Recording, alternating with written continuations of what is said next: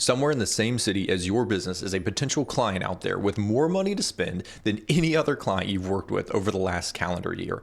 With that larger budget, they care less about the money they're going to spend with you and more about the quality of work you're going to provide them with. And by all measures of a margin, they are a better customer for you. The issue is, they don't know you exist. It's not because you're not good enough at the work you do, it's something else entirely. It's about where and how your business is put in front of those prospective clients you really want to be working with, or really, is it put in front of them at all? In this video, we're going to be talking about why you currently can't be found by those exact clients you want, why this isn't really a marketing budgeting issue. It's not something we can throw a ton of money at and hope it disappears, because this is such an important thing that I believe this is one of the big ceilings to businesses between that $1 and $5 million range that keeps them from scaling into what they want to be in the future. Here's what every owner at this stage believes, and it's not wrong, it's just going to be an incomplete thought, and it's the idea that referrals are social proof. If a person you just worked with sends you their coworkers, their family members, or their neighbors, that's a really good thing. And as your business goes up and to the right, when you just started it and you're getting revenue sub that $1 million range, that's a really good sign for you, because at that point, a referral engine is a healthy confirmation that you are doing the right thing, you're providing quality, and that you're moving your business forward. However, researches came out on referral network dynamics. This is that one layer deeper that business owners rarely ever have the time to get to, because who wants to look into how do referrals actually impact my business besides more income coming through the door and my ability to keep the lights on? That's why I looked into it. The concept behind this piece is that referrals are a socioeconomic mirror. The same people referring you refer to people like them in the same neighborhood, the same tax bracket, with the same disposable income that want to do similar projects. If you're remodeling a kitchen, they might refer you to somebody who also wants to remodel their kitchen, which keeps you in the remodeling kitchens business. Now, if that's not where you want to be, the idea of these referrals can create this never-ending loop that you feel is going really well, revenue's coming in, but it's going to hurt you from scaling and growing your business to that revenue number you want to get to, or the type of projects that excite you. As you can imagine, if your current customer base is built entirely off of this referral pipeline that's in place, it's good because money's coming in the door, but it's bad because you're going to be doing a lot of kitchen remodels. These people are going to look really similar to one another. The types and sizes of those projects are going to continue, and it's going to be really hard for them just because they don't know. They don't run in the same socioeconomic circles as folks with $250,000 projects. The folks that have those projects that'll raise your margins, allow you to take a little more risk, and ultimately grow. And that isn't a bad thing to your current clientele. They love you. They want more of you. However, it's just how you get exposed to the people that have that disposable income in the first place. All those concepts are what I personally like to visualize as that ceiling. It's really that mismatch between who's doing all of the referring, who's doing those smaller projects, those $25,000 kitchen remodels, and then what's above it are those $250,000 deals that are bigger, higher margin, allow you to grow the business at a more aggressive rate and get to where you want to go.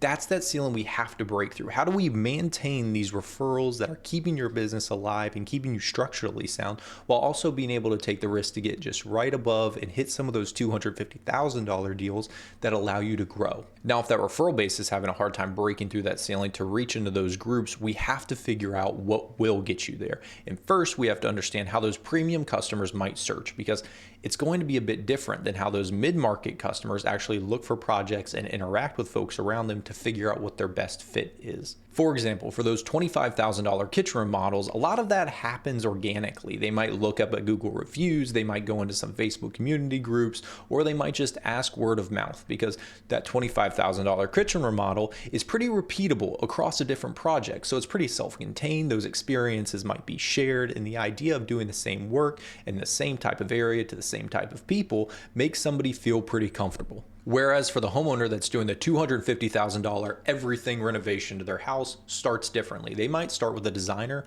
or an architect and ask that person who are the professionals they trust for the type of work they're doing. They might actually ask for portfolios for these people that match the type of work that they're going to be doing for their house, the scale of it, because ultimately these conversations change from, is this person good? Do they have the skills to do it? Because at that point, you have the expectation everybody has the skills to do it.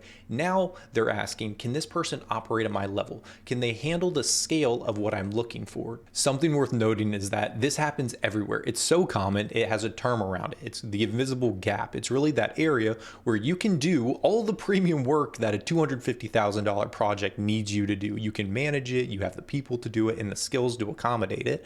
But when the people that are looking to hire for that role look into your business, all the signals they see might not match to the things that they want. It's that area of, if you're not actually doing the work, how can you get the work? And that's that gap we have to close. Now let's talk about what this invisible gap actually costs you, because in this video, I want to inspire you to have the intentionality as it relates to your customer base. Because if we remember, you still have a healthy business. You still have referrals coming in. You're still doing a lot of kitchen remodels. Your business is steadily on the uptick. You just want it to go a step further. So let's talk about the math and why this can impact your business. Now let's take a step back, use some example numbers. We're going to average some things out. So let's say every project you do is $22,000. You do 50 of those projects a year. Now, if you expand those out across a year, that's $1.1 million of revenue. That's a very healthy business. Surpassing $1 million is more than so many small business owners will ever achieve when they sought out to start their business in the first place. However, you're here because you think there's more room to grow. Let's break down those numbers, and we're going to keep things relatively the same. We're going to keep the same headcount within your business. Your business is going to be the same size, and you're going to do the exact same amount of projects at that 50 number. The difference is now we're going to stay doing those smaller projects because they bring money in the door and you have a healthy referral system. So you're going to stay doing $40,000, $22,000 projects a year. What the difference is you're going to take on 10, $80,000 projects. So we're just going to take a step up in terms of the cost a project might be, and ultimately that'll help you raise your margin. That is the work that is still being done in your market today. Those things are still being referred out. Those are just the areas that we can't touch right now because our referral base doesn't allow us to expand to them. Those 40 projects a year at $22,000 comes out to $880,000 a year. Now those 10 projects at $80,000 comes out to $800,000 a year. That is $1.68 million in yearly revenue, over $500,000 more than you were making with just those smaller projects. Now, something to keep in mind is your team didn't grow, it didn't add extra headcount, the skills that you had to learn were minimal, because remember, you already know how to do all the things that were required of you for those really big jobs. What we're doing now is creating stepping stone opportunities to get you in the door with those architects, those designers, and those folks that will help introduce you to those much larger projects. I hope this illustrates that this isn't a capacity problem. This is just a natural problem of growing the business. You've grown the business from zero. You have a healthy referral engine that keeps you growing upwards, that now you have the ability, the skills, and you've learned to take on these bigger projects. This isn't a failure from sales where you've lost out on that $250,000 bid. It's just that the clientele needs to evolve now. You need to take the steps to get to the next stage of the business, because if you never see the bid in the first place, you didn't lose it. All it is that you're never able to see it. Let's get you in the room to talk about it to where you're able to be competitive. We have defined this idea thoroughly, but now what I want to do is for you to run a diagnostics test on your own business. And I have 4 questions. The first being, can you identify what the best project you had this year, the one with the highest margins that you did? Because if you can identify it right off the top and you know exactly what it was, it shows me that you're tracking what is important. How do we get to those higher margin roles, and how do we really understand where we can boost margin in certain areas, and what are the things that we're doing that might be siphoning margin away from us and costing the company more than what we expect it to do? The second question being, if somebody's looking in your city right this moment for a $100,000 project, would they be able to find your business? Would they be able to believe that you can handle that type of scale? If they are able to find you, what are the signals that they see that says, yeah, I feel empowered to contact these people because they're doing things that I like them to do? Or do they see a presence that says they do smaller work and might not be a fit for what I'm currently going forward with? Question 3, what percentage of your customers that came to you last year came from purposely and deliberately built channels, or from the channels that happened to you? Referrals, for instance, kind of happen to you. They're the byproduct of doing so much good work. However, there are channels you have to build and purposely construct, nurture, build relationships around to attract the customers that you want to have.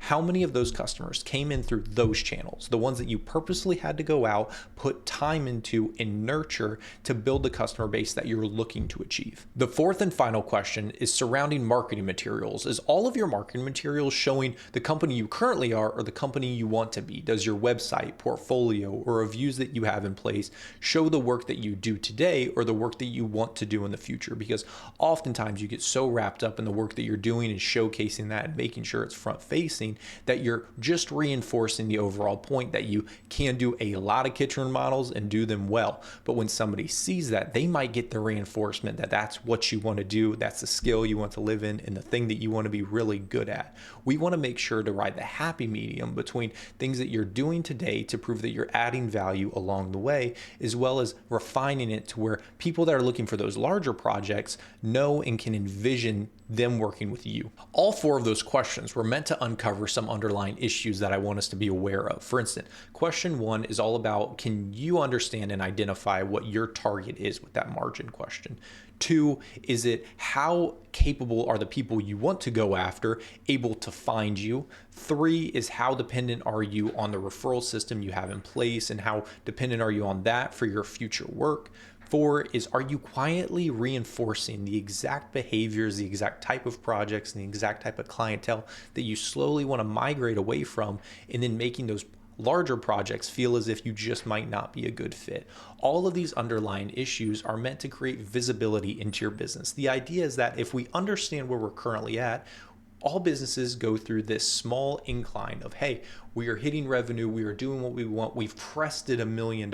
Now we have to think, maybe reinvent ourselves. Closing the gap between where we are and where we want to be requires two very specific things. One being that we want to make sure we signal ourselves to our high ticket customers that we want in the way that they get to us. Do we update our portfolios? Do we update our websites? Do we make sure we give ourselves the best chance at a forward-facing impression to match their needs? The second being, we need to create at least one very tailored direct channel of which we can go out and achieve these. I'm not talking creating Facebook advertising or going through, it's the idea of creating relationships. Do we need to go find a way to be in the same room as architects, designers, creating that relationship with them so that we can foster it, and it will help and pay great dividends for our business. But it takes intentional time and effort to create those marketing channels, those channels for acquisition that we need. That second piece is going to be a lot bigger than it sounds because it's going to require a lot of things from you. Instinct, that emotional intelligence to create those relationships, because yes,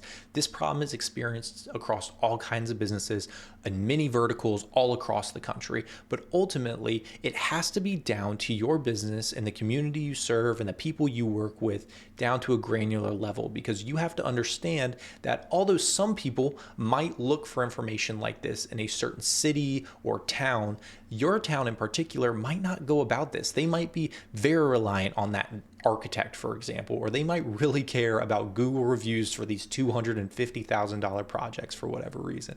However, it is around your responsibility to determine that, to figure it out. Do you need to enrich those relationships with those architects? Do you need to find different and creative ways to get in front of them so that you can build that relationship? And ultimately, your referrals go from that $25,000 client base to a $250,000 client base, and your business starts to scale with an aggressive pace. If you like these type of videos where we break down, identify, and then address the way businesses can scale and get over these humps that they have along the way of their business journey, please subscribe to the Forge and Growth YouTube channel. And until then, I'll see you next time.